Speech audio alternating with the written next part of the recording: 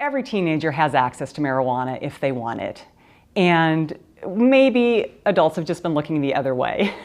And so if we accept that reality, then why are we throwing people into the criminal justice system for possessing or selling something like marijuana? Now, that said, once we legalize it, we know from neuroscience that it is not appropriate for teenagers to be using drugs. It's absolutely not. So I'm not condoning it. I'm not saying that, hey, let's just distribute it on the street corners.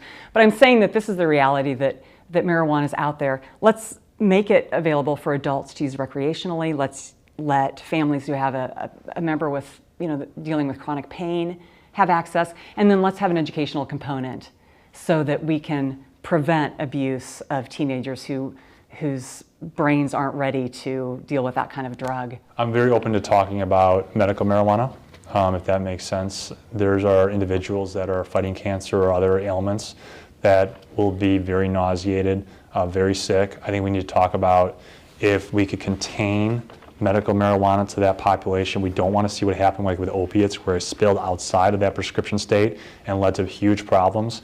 But I am sensitive to the fact there are people really sick out there that want to spend time with their family or read a book or just not be sick, and they feel as if it makes them less nauseous and less sick. And so I'm very open to that debate. I think as far as legalizing cannabis across the whole, or marijuana across the whole state, I just don't think we're ready for that. You look at Colorado, you look at other states, there's been workforce issues, there's been dropout issues. I just don't think the jury's out on that that's a good idea.